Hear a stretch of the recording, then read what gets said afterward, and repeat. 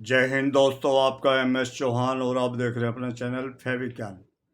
तो जैसे मैंने कहा था कि अभी शुरू करेंगे केमिकल के विषय में कि केमिकल क्या होते हैं।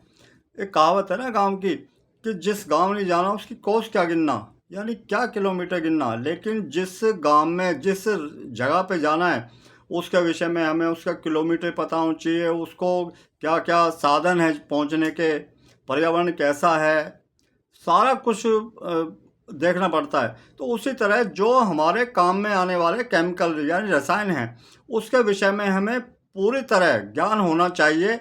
अन्यथा कहीं ना कहीं साफ सफाई तो अपनी जगह, शरीर को भी बिल्कुल, कहते हैं जब बिजली के बारे में नहीं पता तो करंट लग सकता है, उसी तरह केमिकल का भी होता है कि शरीर के लिए, कपड़े के लिए वो हानिकारक है, किस तरह उसको यूज़ किया जाए। तो ये सारी चीज़ें, तो पानी का विषय हमारा रहेगा यानी जल, H2O, इसके विषय में बात करेंगे। और आपको पहले बता देना चाहता हूँ वीडियो काफ़ी लंबी हो सकती है, सिर्फ वो ही भाई जुड़े जिनको हकीकत में ये जानना है, यानी जानने की जो इच्छुक हैं। तो दोस्तों शुरू करते हैं अपने क्लीनिंग के पहले केमिकल का। तो पहला केमिकल हमारा पानी है, जिसको हम सादा भाषा में जल, नीर, वरी, अमृत इन नामों से जानते हैं। इसके सिवा भी और कई नामों से पुकारा जाता है, जैसे पेय, अप, सलील, अम्बु, वरी, तोय, मेषपुक, पुष्प, नीर, जल, उदक, क्षीर, अमृत, सारंग, वाटर। तो उसी तरह इसका जो हाइड्रोफिक जो नाम है इसको बोलते हैं हाइड्रोफिलिक। और इसके पानी के जो अवस्था होती है वो तीन अवस्था होती है: द्रव यानी लिक्विड, ठोस यानी जो आ जाता है आइस में बर्फ के तौर पे, और गैसीय, गैसीय मतलब भाप के विकल्प में। और इसके वैकल्पिक नाम है वो है, जैसे इसे बोलते हैं aqua, dry hydrogen mono oxide और हाइड्रोजन ड्राई ऑक्साइड। तो ये इसके नाम है। और पानी को आम रासायनिक भाषा में इसको हाइड्रोजन की दो और ऑक्सीजन की एक परमाणु से बना के जब हमारा H2O बनता है। और हमारे पृथ्वी के ऊपर 71% पानी है जो एक तरह का लेयर में बना हुआ है। और हम टोटल पानी पृथ्वी पे 97% यानी जो हमारा खारा पानी है, जो कि बड़े बड़े महासागरों में होता है। तो महासागरों का हमारा जो मनुष्य के लिए क्या उपयोग है, उससे हमारा पर्यावरण यानी जो हमारा परिवहन यानी समुद्री जहाज चलना, गैस निकलना उससे, और मछली पालन यानी मछलियों का जो व्यापार है उस टाइप के होते हैं इससे। बाकी पीने के पानी के लिए बर्फीली चोटियाँ, और उसके बर्फीली चोटियाँ हो गई, और उसके बाद जो हमारे जो जल के साधन हैं, नदियाँ हैं, इस टाइप की जो जो हकीकत में नदियाँ भी बर्फ़ से ही निकलती हैं, बर्फ़ की चोटियों से। उसमें एक्वीफायर झीलें हैं जो आपूर्ति करती पीने की। पानी हमारा हकीकत में जो उसका डेंसिटी यानी घन तत्व है वो ज़्यादातर इसमें 3.98 सेल्सियस होता है। और उसको जमने पर उसका डेंसिटी कम हो जाती है, क्योंकि बर्फ़ है वो कम जगह घेरता है पानी के। बाकी पानी के जो प्रकार होते हैं, वाटर ऑफ टाइप, वो 7 प्रकार का होता है, +1 जो आजकल एक नया पानी आ गया है, 8 हो गया, 8 प्रकार का। तो उसके विषय में बताते हैं।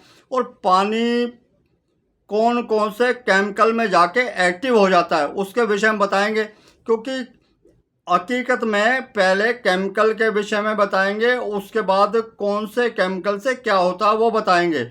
तो ये पानी, पहले पानी के ऊपर ही चर्चा हो रही है हमारी। तो ये 7 तरह का पानी कौन सा होता है, इसमें होता है मिनरल पानी यानी मिनरल वाटर, यानी सल्फर, मैग्नीशियम, मैग्नीशियम और कैल्शियम से भरपूर होता है।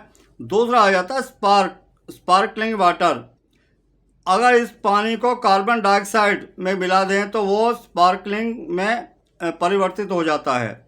और तीसरा आ जाता है इसमें प्यूरिफाइड वाटर। ये एक तरह का जो मशीनों से फिल्टर होकर निकलता है। दूसरा वेल वाटर यानी कुओं से, वो सबसे गंदा पानी होता है जो ज़मीन के अंदर जाके फिल्टर होके कुओं के माध्यम से हमें मिलता है। तो उसके लिए क्या है कि पहले समुद्र तल से जो गहराई होती है, जो ऊंची जगह होती है, वहाँ गहरा पानी होगा, कुआं ज़्यादा गहरा खोदा जाएगा। तो उसके लिए पहले साधन होते थे ढीकली, चिड़स, रहट यानी पानी से निकालने का। उसके बाद इंजन आगे वो डीजल वाले, फिर ट्यूबवेल आगे। तो इस तरह का ये पानी का वो था निकालने का माध्यम। सबसे अच्छा पानी वही होता है। पांचवा आता है डिस्टिल वाटर। यानी डिस्टिल वाटर क्या होता है कि जो हमारे फिल्टर से शुद्ध पानी के बाद वो वेस्टेज निकलता है, जो एक गलत, एक पानी पीने का पानी एक होता है और उसके पीछे के तरफ जो पाइप लगाता है उससे जो वेस्टेज निकलती है, उसकी गंदगी, गंदे वाला पानी निकलता है, उसको हम उबाल कर या छान कर उसको शुद्ध कर सकते हैं। तो उसको डिस्टिल वाटर बोलते हैं। छठा होता है टेप वाटर, यानी जिसको हम शुद्ध पानी समझते हैं और उसको ग्रहण भी करते हैं, लेकिन उसके अंदर एल्युमिनियम और जो पेटोसाइड की काफ़ी मात्रा होती है। ये शुद्ध करने के लिए या तो उसे फिल्टर करेंगे या उबालेंगे, तभी वो पीने लायक बन सकता है। और सातवां आ जाता है स्प्रिंग वाटर। जो बंद बोतलें आजकल मिलती हैं, पानी की बंद बोतल मिलती हैं बिसलेरी वगैरह की, तो उसे ग्लेशियर का या प्राकृतिक पानी बोला जाता है। लेकिन इस पानी को भी फिल्टर के द्वारा ही भर के दिया जाता है। और आठवां जो अभी चलन में आया है उसे बोलते हैं ब्लैक वाटर। ब्लैक वाटर जो ये हमारे जितने भी फिल्मी कलाकार हैं या जो हमारे प्लेयर हैं या बहुत पैसे वाले लोग हैं, वो इनको पीते हैं। आजकल एक ट्रेंड चल गया है। तो आजकल क्या है कि एक तो उनके जो अमीर लोग हैं उनका तो शौक है, लेकिन कुछ छुटभैया वो पानी की बोतल हाथ में ले लेंगे दिखाने के लिए कि हम भी पानी पी रहे हैं। क्योंकि एक हमारा जो साधारण पानी की जो बोतल बिसलेरी वाला की 20 रुपये की बोतल आती है और उसकी कीमत 200 रुपये की है वो बोतल। तो ये पानी जो इसके अंदर क्या साधारण पानी होता है, उसमें जो हमारा पीएच पेपर से या लिटमस पेपर से उसका निकालते हैं, तो उसके जो गुण होते हैं वो 7% का होता है। लेकिन जो हमारा ब्लैक वाटर है उसके जो कैपेसिटी है यानी उसका स्तर है, पीएच वैल्यू है, वो होती है 8 और 9 के बीच में। और ये हमारे एशिया में आज की डेट में भी 32 से 33 हज़ार करोड़ का बिजनेस कर रही है ये पानी। तो इससे क्या है, पाचन क्रिया दुरुस्त रहती है, बॉडी फिट फोर रहती है। और इसमें जैसे ब्लड प्रेशर और इसमें शुगर वगैरह इस टाइप की जो बीमारियां, उनका डर कम हो जाता है। इससे डायबिटीज़ की काफ़ी बीमारी हो तो उससे भी काफ़ी इससे फ़ायदा मिलता है। तो अब याद आता है कि ब्लैक वाटर का मतलब काला पानी। जो जानकार हैं जिनको काला पानी के विषय में पता है उनकी रूहें कांप जाती हैं, क्योंकि जो हमारा पहला क्रांति संग्राम हुआ था वो हुआ था 1857 में ब्रिटिश गवर्नमेंट के खिलाफ। तो पूरा देश ही इस क्रांति में कूद पड़ा था। तो अंग्रेजों ने ये सोचा कि भाई इतने लोगों को कहाँ कौन सी जेल में रखा जाए। तो उन्होंने एक ऐसी जेल ढूंढी यानी बनाने की कोशिश की, सोची उन्होंने कि जहाँ पर इंसान को ले जाया जा सकता है लेकिन वो वापस नहीं आ सकता, वहाँ से भाग भी नहीं सकता। तो वो जगह थी अंडमान निकोबार द्वीप।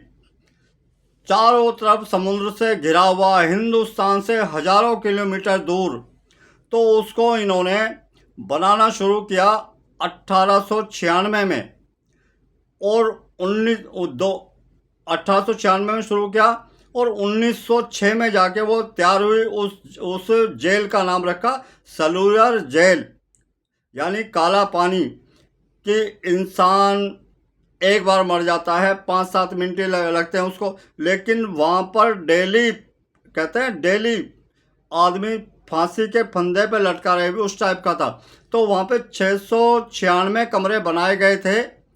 हर एक कमरे में क्या जो आय थी वो थी 7.52, यानी उसकी जो चौड़ाई 7 फुट, और उसकी जो लंबाई 7 फुट थी, और चौड़ाई उसकी 5.2 फुट।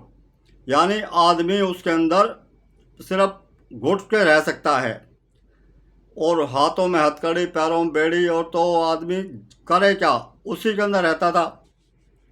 इसमें काफ़ी प्रसिद्ध जो हमारे क्रांतिकारी थे, उनमें उनके नाम हैं वीर दामोदर सावरकर, भाई गोपाल परमानंद, बाबूराव सावरकर, वामनराव जोशी, मोहन सिंह, बटेश्वर दत्त, योगेंद्र शुक्ला, मौलाना फजल